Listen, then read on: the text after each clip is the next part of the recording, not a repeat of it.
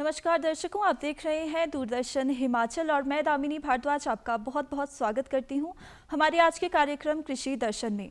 दर्शकों, अपने इस कार्यक्रम में हम प्रयास करते हैं कि आपको कृषि जगत से संबंधित नई नई जानकारी प्रदान कर सके। और आज जिस विषय के बारे में हम बात करेंगे वो है पारंपरिक फसलों से स्वस्थ पोषक तत्वों की गुणवत्ता। और इसके बारे में हमें जानकारी प्रदान होगी डॉक्टर लाल सिंह जी से, जो कि है निदेशक हिमालयन रिसर्च ग्रुप से। तो आइए अपने कार्यक्रम को शुरू करते हैं। और सबसे पहले डॉक्टर साहब, हम आपका बहुत बहुत स्वागत करते हैं हमारे आज के कार्यक्रम में। तो डॉक्टर साहब, आज हम बात करेंगे पारंपरिक फसलों की से स्वस्थ पोषक तत्वों की गुणवत्ता के बारे में। तो सबसे पहले हम आपसे जानना चाहेंगे कि पारंपरिक फसलें क्या है, कैसे समझें हम पारंपरिक फसलों को। पारंपरिक फसलें, जैसा कि आपने कहा, जो हम लोग जब से इस जीवन में आए हैं, जब मनुष्य आया है तो कुछ ना कुछ वो उगा रहा है अपने खाने के लिए, अपने जीवन को अच्छा बनाने के लिए। तो हमारे पास जो पारंपरिक फसलें थी, जैसे आप मक्की है, लाल चावल है, राजमा है, कोई तेल की फसलें, सरसों की फसलें हैं। तो बहुत सारी फसलों का विकास समय के साथ साथ हुआ और जिनको मानव जाति ने अपने कृषिकरण के द्वारा अपने जीवन यापन के लिए उगाया है। और उनके लिए बाद में उन्नत फसलों का कार्यक्रम बहुत बाद से आया, पर हमारी ये फसलें जो हमारे जीवन के साथ साथ उत्पन्न हुई, इन्हीं को हम पारंपरिक फसलें कहते हैं। कोई उसमें कोई बड़ा हमारे लिए कोई ऐसा विषय नहीं है कि जो हमें शायद पता नहीं है। जो हम उगा रहे हैं और अपने खा रहे हैं, उसी को हम पारंपरिक फसलें कहते हैं। जी डॉक्टर साहब, हम बात करें कि आज हम इतनी फसलें देखते हैं, हम हाइब्रिड के बारे में बात करते हैं, नई नई फसलों के बारे में बात करते हैं, नए नए फलों के बारे में हम बात करते हैं। तो हम आपसे जानना चाहेंगे कि पारंपरिक फसलें कौन कौन सी हैं और इसमें कौन कौन सी फसलें उगाई जाती हैं।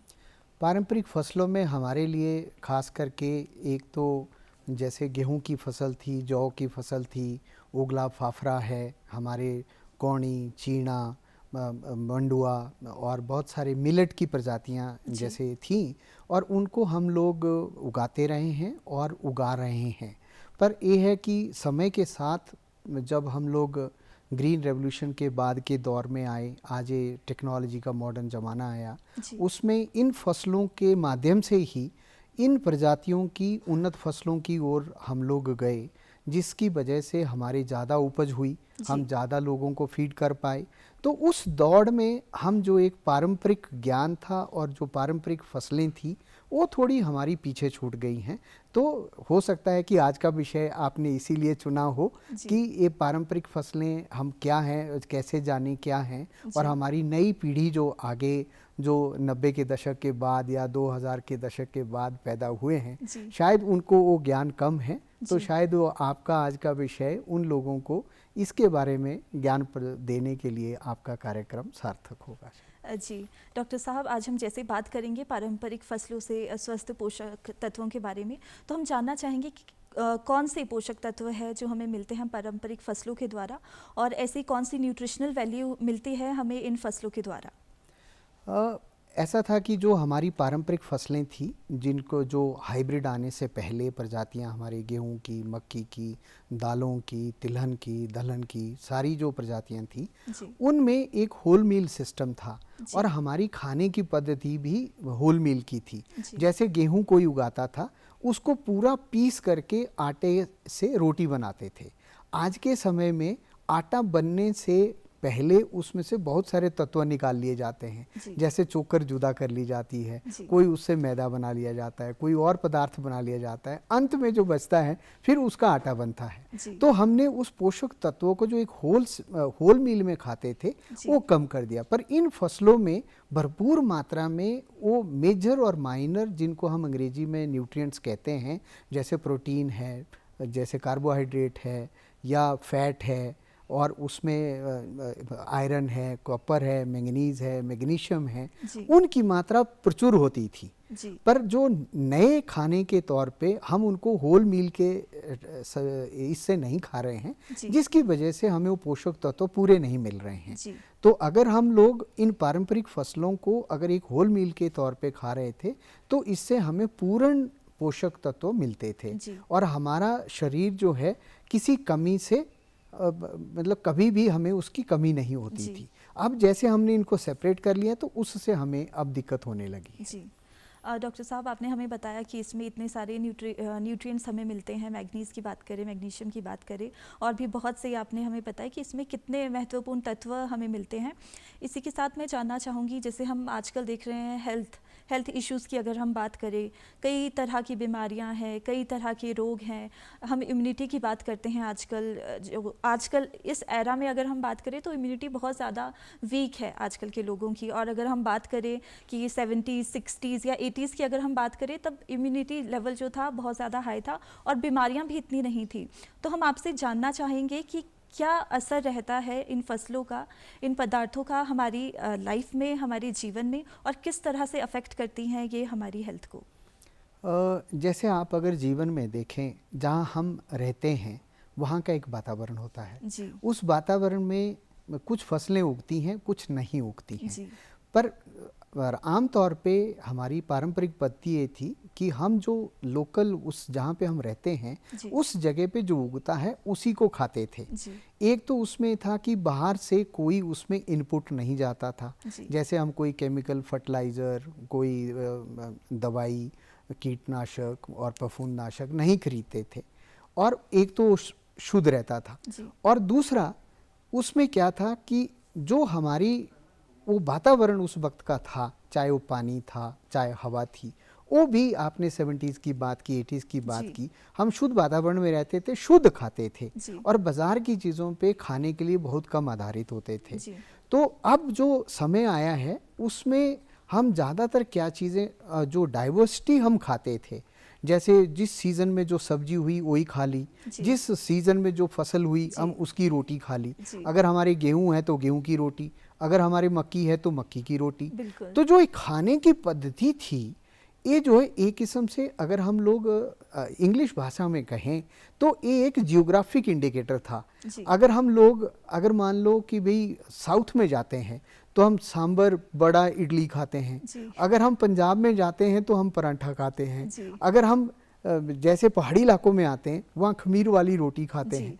तो उस वातावरण में उस पद्धति का एक विकास हुआ था जो हमारे को स्वस्थ भी रखती थी और हमारे को बीमारियों से भी दूर रखती थी। जी। पर अब इस ग्लोबल और जैसे आपने नए एरा की बात जी। की, जी। उसमें हम लोग जो है जो चीज़ हमें यहाँ नहीं भी खानी है, जो हमारे यहाँ के वातावरण के लिए जी। हम वो भी खा रहे हैं। जी, बिल्कुल। और वो लोकली ग्रो करके नहीं खा रहे हैं, वो कहीं बाहर से उगा करके आ रही है। जी। और वो कितनी पुरानी है, जी। किस वातावरण में उगाई है जी। और कब वो उगाई है, कब उसकी पिसाई हुई है, जी। तो वो हमें ज़्यादातर पता नहीं लगता है। जी। तो इसलिए कि भी जो उसमें पोषक तत्व थे या उसमें जो पोषण की गुणवत्ता थी जी। वो कितनी मेंटेन है और कितनी कम हो गई है, तो जी। उसके लिए हमारे पास कोई पैमाना नहीं होता है जी। जो हम कंज्यूम करते हैं। पर हाँ, नए टाइम में अब आपकी पैकिंग के ऊपर लिखा रहता है कि ये लाइसेंस फलानी तारीख को ये प्रोडक्ट बना है, जी। इतने समय तक अगर प्रयोग करेंगे। पर फिर भी हमें वो अपने, कई बार हम फ्रिज में चीज़ रख लेते हैं, घर में रख लेते हैं, जी। हम बिना एक्सपायरी देखे, बिना उसकी डेट जब तक अगर खा सकते हैं उसको नहीं देखते हैं जी। और फिर भी खा लेते हैं। जी। और जो हमारी जैसे नई जनरेशन है जी। वो फास्ट फूड की तरफ ज़्यादा है। जी। और हम घरों में भी अपनी जो रोज़मर्रा की ज़िंदगी इतनी दौड़ जी। भाग वाली हो गई है, तो इसलिए हम जो बाज़ार के ऊपर ज़्यादा आधारित हैं और खुद उगा करके चीज़ों को खाने में कम विश्वास रख रहे हैं। जी। तो इसलिए हमारे लिए बहुत सारे स्वास्थ्य के नेगेटिव इम्पैक्ट आ रहे हैं और जी। जो हमारी आदत के साथ ख़त्म हो गए। जी। डॉक्टर साहब, आपने हमें अभी बताया कि कितने पोषक तत्व हैं, कितने चेंजेस आए हैं, कितने ड्रास्टिक चेंजेस हम देखने को हमें मिल रहे हैं। तो इसी के साथ मेरा आपसे ये प्रश्न रहेगा अगला कि हम देखते हैं कुछ हेल्थ इश्यूज़ है, जैसे हम महिलाओं में देखते हैं आयरन की कमी है, हम ब्लड प्रेशर की बात करें आजकल ब्लड प्रेशर, या हम जो लाइफस्टाइल डिजीज़ेस की बात करें वो आज इस एरा में देखने को ज़्यादा मिलती हैं। और वहीं अगर हम बात करें वही 70s 80s की, तो तब देखने को नहीं मिलती थी। तो क्या इसके जो पोषक तत्व है वो भी अफेक्ट करते हैं इन सब बीमारियों में, या किस तरह से हेल्प करते हैं इन डिजीज़ से क्योर करने के लिए या ठीक करने के लिए? आपने बहुत ही अच्छा प्रश्न पूछा है। इन खाने, जो ये पारंपरिक फसलें थी, पारंपरिक उगाने की पद्धति थी और पारंपरिक तरीके खाने के थे, वो हमारे लिए इन सब चीज़ों से रोकथाम करते थे जी। और इसी की वजह से हम स्वस्थ भी रहते थे और जी। दवाइयों पे कम आधारित भी रहते जी। थे। और जो आज की इस युग में जैसे कोविड और कोरोना के बाद का एक दौर आया कि सब लोगों को कोरोना का इन्फेक्शन हुआ कि इम्यूनिटी कम हो गई जी। है, तो इम्यूनिटी या किसी का स्वस्थ शरीर तब तक नहीं बढ़ सकते हैं, बन सकते हैं, जी। जब तक उसकी न्यूट्रिशन अच्छी नहीं होगी। जी।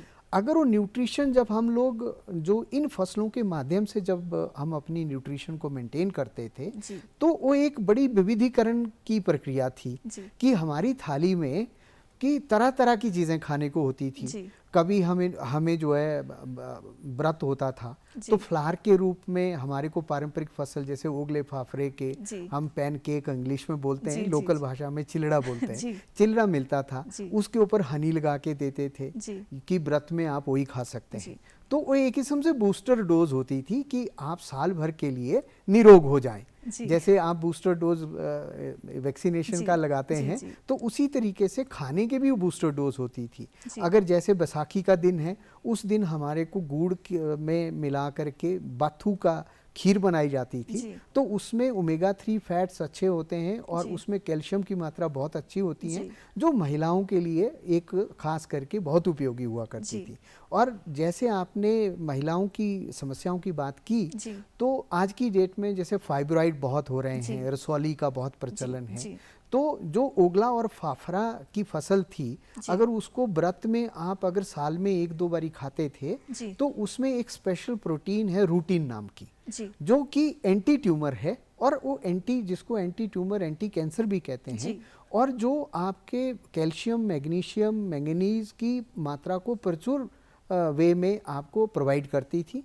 और जी। ना तो आप उसका ब्लड प्रेशर बढ़ता था, जी। क्योंकि मैग्नीशियम ज़्यादा खाओगे तो खून की नालियां ज़रा चौड़ी रहेंगी, जी। तो खून का प्रवाह जो है धीमी गति से होगा। जी। तो उसी तरीके से कैल्शियम की मात्रा अच्छी मिलने से ओस्टियोपोरोसिस की प्रॉब्लम, जो खास करके हड्डियों से जी। कैल्शियम लीच जी। होता है, जी। जी। तो हड्डियां मजबूत रहती है। जी। तो ये सब खाने में मिल जाता था, तो लोग हिस्पुष्ट रहते थे जी। और उनकी इम्यूनिटी भी अच्छी रहती थी, जी। और उनके स्वास्थ्य का लाभ तो होता ही था, पर जी। उन समय में उन पुरुषों और महिलाओं में बहुत सारी शक्ति भी होती थी जी। कि 50 किलो का वजन उठा सकते जी। थे, या खेती बाड़ी का काम करते थे। जी। और ऐसा भी जो थोड़ी आज की लाइफस्टाइल की बात कर रहे हैं आप, वो ज़्यादातर हमारे सेडेंट्री लाइफस्टाइल से कि हम कुर्सी पे बैठे ही हैं, जी। हम खा ही रहे हैं, और खाने में भी हम लोग बिल्कुल रिफाइंड चीज़ में शुगर खा रहे हैं, जी। या कोई मतलब ऐसी प्रोटीन खा रहे हैं जिससे हमारे को मोटापे की तरफ से ले जा रहा है। जी। और या तो हम लोग खाना अभी तक यूटिलाइज नहीं हुआ, जी। अगला खाना खा लेते हैं, जी। तो बिल्कुल। उससे वो लाइफस्टाइल जी। डिसऑर्डर जैसे डायबिटीज़ जी। और जी। ब्लड प्रेशर, हाइपरटेंशन, जी। उस इनटेक से भी बढ़ रहे हैं। जी। डॉक्टर साहब, अगर हम बात करें क्लाइमेट चेंज के बारे में, अगर हम देखें 80 से अब तक हमारे 50 सालों की अगर हम बात करें, तो जो क्लाइमेटिक कंडीशंस है वो भी काफ़ी ज़्यादा चेंज हो गई है, और ऐसा कहा जाता है कि जो क्रॉप्स है, जो मिट्टी है, जो एनवायरनमेंट है, वो भी चेंज हो रही हैं, उनमें भी चेंजेस आ रहे हैं। तो कुछ लोग कहते हैं कि मुश्किल है, पैदा नहीं हो सकता है, पैदावार, हम वो क्रॉप्स नहीं लगा सकते हैं जो हम पहले के ज़माने में लगाते थे। तो क्या कोई असर क्लाइमेट चेंज का आया है, या किस तरह से जो क्लाइमेट चेंज है उसने असर डाला है हमारी पारंपरिक फसलों पर? मैं थोड़ा यहाँ डिफ़र करूँगा। क्लाइमेट चेंज ने हमारी फसलों के ऊपर कम प्रभाव डाला है, जी। परंतु बाज़ार ने हमारी पारंपरिक फसलों के ऊपर ज़्यादा प्रभाव डाला है। जी। वो कैसे, इसको अगर एक्सप्लेन करना हो, तो अब हम लोग जो ज़्यादातर जो है हर एक चीज़ को पैसे के हिसाब से देखने लगे हैं। जी। अगर हम पारंपरिक फसलों की खेती करते हैं, जी। उसकी उपज बहुत कम होती है। जी। अगर हम उसको अगर किसी भूमि के ऊपर उगाते हैं, कोई जी। परिवार उगाता है, जी। अगर उसकी टोटल उपज को अगर हम बेच करके अगर पैसा कमाने की बात करें या अपने पूरे शौक पूरा करना चाहें, जी। तो वो संभव नहीं है। जी। तो वो इसलिए पिछड़ गई, और इसलिए हमारे पास जो आज की डेट में जो हमारे पास कैश क्रॉप्स के तौर पे, चाहे बागवानी की फसलें आई, जी। चाहे सब्जी की फसलें आई, जी। उसमें बहुत सारा रेवेन्यू जनरेट होता है, जी। और उसमें बहुत सारा आर्थिक लाभ और आर्थिक तौर से पैसा आता है, जी। जिससे लोग अपने शौक भी पूरे करते हैं और बहुत सारे लोग कहते हैं कि बीमारी हो जाए तो हम दवाई भी खरीद सकते हैं जी। और अगर हमारे को एक्स्ट्रा खाना चाहिए, खाने के शौक पूरे करने, तो हम वो भी ला सकते हैं। जी।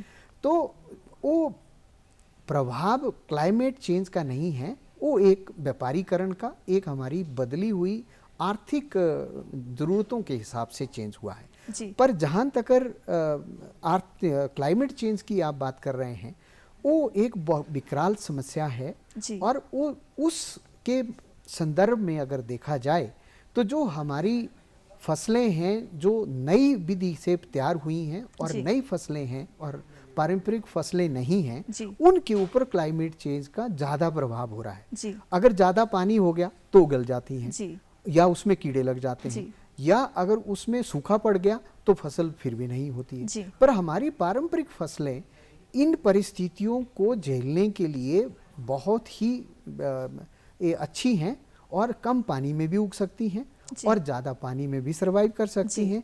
और उनमें बहुत सारी फसलों में देखा जाए तो उनमें बीमारियां भी कम लगती हैं। जी। और जिससे कि हमारे को जो क्लाइमेट चेंज उत्पादन करने वाले जो पदार्थ हैं, जी। जैसे हम फर्टिलाइज़र, पेस्टिसाइड, जी। इंसेक्टिसाइड हैं, जी। जिनका हम लोग कैश क्रॉप्स में ज़्यादा यूज़ कर रहे जी। हैं, तो पारंपरिक फसलों में वो कम होता है। जी। तो मेरा मानना ये है कि भी हमारी कैश क्रॉप्स ने क्लाइमेट चेंज को ट्रिगर किया है जी। और जिसका घाटा उन फसलों को भी होता है। जी। पर पारंपरिक फसलों में क्लाइमेट चेंज करने का कोई योगदान नहीं है, जी। पर वो क्लाइमेट चेंज में भी सर्वाइव करती हैं। जी, बहुत बढ़िया डॉक्टर साहब, आपने हमें बताया कि क्लाइमेट चेंज का नहीं है, बल्कि आजकल जो बाज़ार है, मार्केट है, उसने ज़्यादा चेंजेस जो है हमारी क्रॉप्स में, हमारी फर्टिलाइजेशन में लाया है। इसी के साथ डॉक्टर साहब मैं जानना चाहूँगी, अगर हम बात करें पारंपरिक फसलों को उगाने के बारे में, तो हमें किन किन चीज़ों की आवश्यकता होती है, किस तरह का एनवायरनमेंट हमें चाहिए, या मिट्टी का हमें किस तरह से ध्यान रखना पड़ता है, किन किन बातें हैं जो हमें ध्यान में रखनी पड़ती है ये पारंपरिक फसलें उगाने के लिए? पारंपरिक फसलों के लिए हमें ज़्यादा ज्ञान की ज़रूरत नहीं है, जी। व्यवहारिक ज्ञान की ज़रूरत जी। बहुत ज़्यादा होती है। और जो व्यवहारिक ज्ञान है हमें अपने बुज़ुर्गों से मिलता है। जी।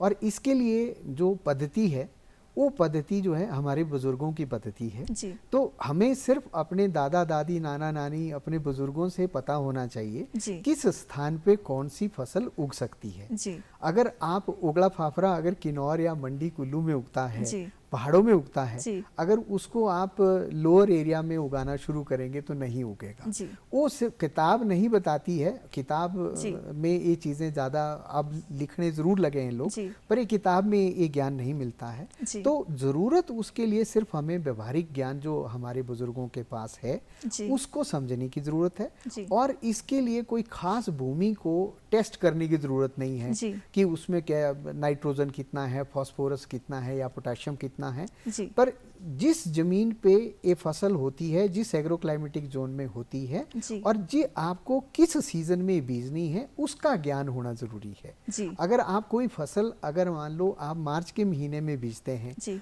आपको ज्ञान नहीं है, अगर उसी फसल को आप जुलाई के महीने में बीजेंगे तो नहीं होगी। जी, बिल्कुल। सिर्फ उसके लिए जो व्यवहारिक ज्ञान की ज़रूरत है जी। और ज़मीन की ज़रूरत, ज़मीन में कोई बाहर से कोई ऐसा पदार्थ नहीं लाने की ज़रूरत है जी। जिससे कि हम उसको ग्रो करें। जी। वो नेचुरल वे में ग्रो करते हैं, तो इसीलिए हम उसको नेचुरल क्रॉपिंग भी कहते हैं और पारंपरिक फसलों को उगाने की विधि भी कहते हैं। जी डॉक्टर साहब, हम आजकल देखते हैं कि हम अगर बात करें ऑर्गेनिक फार्मिंग की या अलग अलग तरीके की जो हम फार्मिंग है वो देखते हैं, नेचुरल है, ऑर्गेनिक है, बहुत तरह की किस्में जो है मार्केट में आती है। अगर हम फ्रूट्स वेजिटेबल भी लेने चाहे तो हमें दिखता है कि ऑर्गेनिक है, ये नॉर्मल है।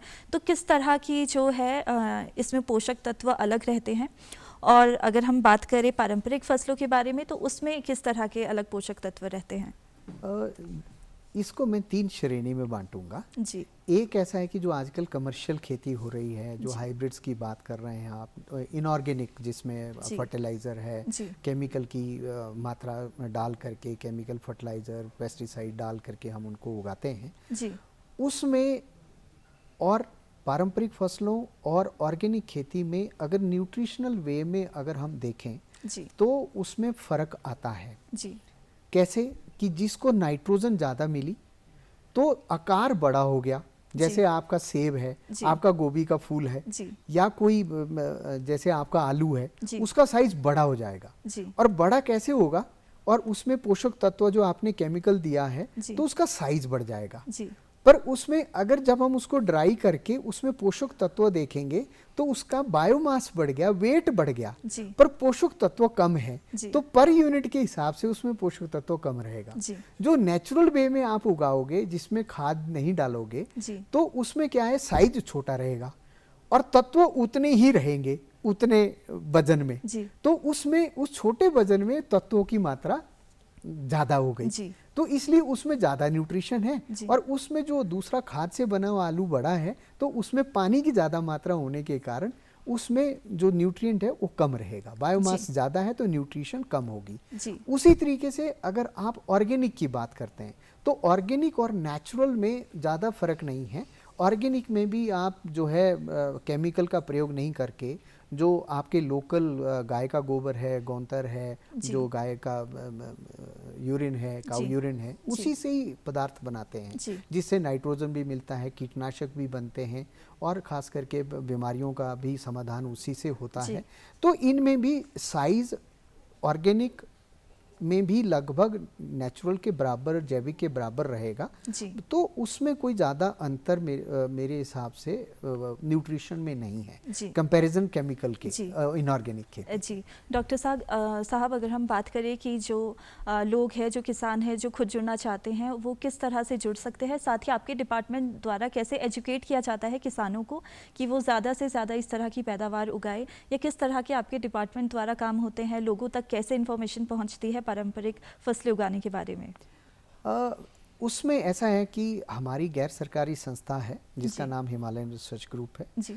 हमारे को भारत सरकार और प्रदेश के विभागों से समय समय पर इन प्रोग्राम चलाने के लिए अनुदान मिलता है। सेंटर केंद्र सरकार में विज्ञान एवं प्रौद्योगिकी विभाग से हमें ज़्यादातर ग्रांट मिलता है और हम दूसरे संस्थाओं से आईसीआर के माध्यम से, एक बायोवर्सिटी इंटरनेशनल एक संस्था है, इंटरनेशनल ऑर्गेनाइजेशन है जो आईसीआर के साथ जुड़ी हुई है, तो वो हमें प्रोग्राम इन फसलों को उगाने के लिए, लोगों को प्रोत्साहित करने के लिए मदद करते हैं। जिन प्रोग्राम को लेके हम लोगों तक जाते हैं, गांव में जहाँ पे ये फसलें होती हैं, वहाँ गांव के स्तर पे जाते हैं और गांव में लोगों को मोटिवेट करते हैं, उनको पूरी जानकारी देते हैं और उस स्कीम के माध्यम से, इन प्रोजेक्ट्स के माध्यम से, जैसे हम कोई गांव अडॉप्ट कर लेते हैं, वहाँ पे क्लस्टर बनाते हैं, उनकी पूरी 3-4 साल तक उनको पूरा हम लोग प्रशिक्षित करते हैं, उनकी पूरी जो है जानकारी देते हैं, उनका पूरा बीज का प्रबंध करते हैं और उसमें पूरा विपणन तक का प्रबंध करते हैं। और जब वो एक गांव में या किसी वैली में हमारा प्रोग्राम या पंचायत में चलता है, तो आसपास के गांव के लोग भी उन गांव के लोगों को, जब वो इधर अपने किसी रिश्तेदार के जाते हैं, कोई गांव दूसरे गांव से उनके पास आता है, तो वो वर्ड ऑफ माउथ जिसको हम अंग्रेजी में कहते हैं, वो ज्ञान आगे आगे बढ़ता है। तो उन लोगों की गांव से हम तक रिक्वेस्ट आती हैं और हम उनके गांव में भी जा करके इस तरीके के प्रशिक्षण देते हैं और उनको अगर बीज की ज़रूरत है तो हम बीज भी मुहैया कराते हैं। जी डॉक्टर साहब, अंत में हम आपसे एक सवाल पूछना चाहेंगे और हम जानना चाहेंगे आपसे कि आप किस तरह से किसान भाइयों को हमारे जो है प्रोत्साहित करेंगे पारंपरिक खेती और पारंपरिक फसलें उगाने के लिए? जो ये दौर चल रहा है, आज के दौर में न्यूट्रिशन की बहुत कमी है। बहुत सारी महिलाओं में आयरन की कमी है, बहुत सारी महिलाओं में कैल्शियम की कमी है और पोटाशियम की कमी है, या जो बच्चे भी आज की डेट में हैं तो कईयों में हीमोग्लोबिन कम है। तो आज समय आ गया है कि इन फसलों को हम लोग खाना नहीं समझ के खाएं, बल्कि इनको पोषक तत्व समझ के खाएं, जिससे कि वो दवाई का भी काम करें और पोषण का भी काम करें। और इनको अगर लोग खाएंगे तो उनको दवाइयाँ कम खानी पड़ेंगी। और लोगों को जिनके गांव में घर हैं, अक्सर हमारे 80% लोग गांव में रहते हैं, खेती पे आधारित हैं, तो उनके पास जमीन होती है, वो कमर्शियल फसलें तो कर ही रहे हैं। अपने आसपास के जो छोटे मोटे खेत हैं जिनमें उनकी कमर्शियल फसलें नहीं हो रही हैं, उसमें इन फसलों को उगाएं और साल में 1 बार, 2 बार, 3 बार इनको दवाई के रूप में, बूस्टर डोज के रूप में खाएं, तो उनको अच्छा एक स्वास्थ्य लाभ मिलेगा और उनका परिवार सुखी रहेगा और खुश रहेगा। जी। तो मेरे को लगता है कि खुशहाली जो है लोगों में पारंपरिक फसलों के सेवन से ज़्यादा आएगी ठीक, और जी। वो अच्छे स्वस्थ रहेंगे। जी, डॉक्टर साहब बहुत बहुत धन्यवाद। समय का थोड़ी सी कमी है हमारे पास, पर हमें इतनी महत्वपूर्ण जानकारी आपसे आज मिली और हमने जाना कि पारंपरिक फसलें हमारे लिए कितनी ज़्यादा उपयोगी है और किस तरह से न्यूट्रिशनल बेनिफिट जो है हमारी लाइफ में देती है और किस तरह से जो आजकल डिजीज़ेस देखने को मिल रही है उससे भी फाइट करने में हेल्प करती है। हम आपका बहुत बहुत धन्यवाद देना चाहेंगे हमें इतनी महत्वपूर्ण जानकारी प्रदान करने के लिए। धन्यवाद डॉक्टर साहब आपका। बहुत बहुत और धन्यवाद साथ ही हम धन्यवाद करना चाहेंगे हमारे दर्शकों का हमारे इस कार्यक्रम में जुड़े रहने के लिए। आप देखते रहिए दूरदर्शन हिमाचल। हम आपसे लेंगे इजाज़त। नमस्कार।